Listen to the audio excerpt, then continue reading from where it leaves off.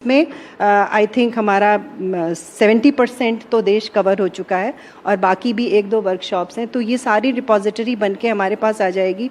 इसके अलावा जो आपने स्टेट्स में सामंजस्य की बात कही, तो एक भारत श्रेष्ठ भारत, इसके अंतर्गत जो 2 स्टेट्स आपस में मैप्ड हैं, उससे हम अपनी वर्कशॉप्स के थ्रू हम उनके स्टेट्स की बेस्ट प्रैक्टिसेस लेके और उसको कंपाइल करने की कोशिश कर रहे हैं। और आपको ये जान के आश्चर्य होगा कि बहुत दूर दूर स्थित जो स्टेट्स हैं उसमें भी आपस में कुछ ऐसा सामंजस्य है कि खुद आश्चर्य होता है कि अच्छा, ये भी बैम्बू का काम करते हैं, वो भी बैम्बू का काम करते हैं, इनके यहाँ इस तरह की गुड़िया बनती हैं, हमारे यहाँ भी इस तरह की गुड़िया बनती हैं।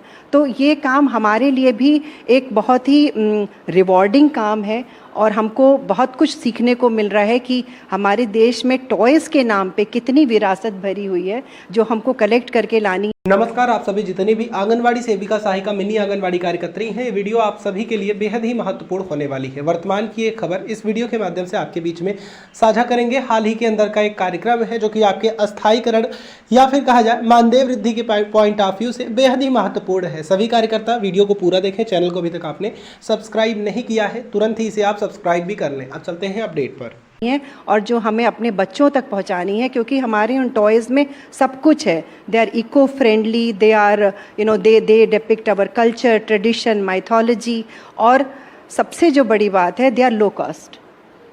और हम जो अपना TLM आंगनवाड़ी वर्कर्स को दे रहे हैं उसमें हम यही कोशिश कर रहे हैं कि हम low cost locally source material को यूज़ करें। और जैसे अभी आंगनवाड़ी कॉर्नर पे आपने देखा, छोटी छोटी चीज़ों से वो सारे डेवलपमेंटल डोमेन को एड्रेस कर पा रहे हैं।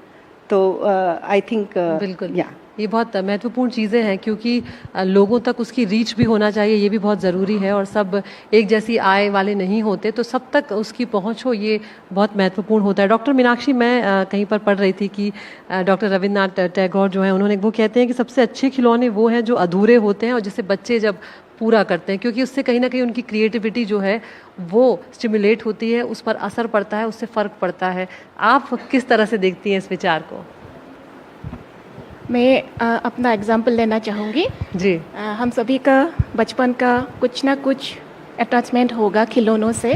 तो मेरे पास एक बिस्किट का डब्बा था, वो मेरे पापा लेके आए थे जब टूर से आए थे। बिस्किट जब ख़त्म हो गए, वो टीन का डब्बा था, उसमें मेरी मम्मी ने कपड़ों से गुड्डा गुड़िया बनाने के लिए सिखाया था, तो मैंने बनाया था। और मेरी जो भाई था उसने पापा के टॉर्च से बल्ब चुरा के मेरे लिए लाइट भी अटैच कर दिया था। तो वो जो था, बाद में मेरे भाई को पापा से थोड़ा सा डोज भी मिला, क्योंकि रात को जब लाइट नहीं जला है तब उसको डोज मिला था। तो फिर भी मेरे अभी भी मन में वो जो टीन के डब्बा के अंदर 2 गुड्डा गुड़िया था, देखने में अच्छा नहीं था, तो अभी भी मेरे लाइफ में फ्रेश है वो, अभी भी चाहे तो मुझे वो लाना है, ऐसा मुझे महसूस होता है। तो उसी से मेरा क्रिएटिविटी भी बढ़ा था। जो गुड्डा गुड़िया है, अपना कल्चर का जो ड्रेस है उसको कैसे पहना है, उसको कैसे सुंदर करे, वो क्रिएटिविटी मेरे दिमाग में चल रहा था। उसी तरह जब हम लोगों ने नॉर्थ ईस्टर्न में वो स्टडी किया था, डॉक्यूमेंटेशन किया था, तब लगा कि बच्चे जो है, बड़े बच्चे भी अपना क्रिएटिविटी लगा के छोटे भाई बहनों के लिए कुछ थर्मोकोल लगा के बैम्बू के नीचे एक नाव बना दिया था जो पानी में तैरता है। थोड़ा साइंस भी उसमें आ जाता है।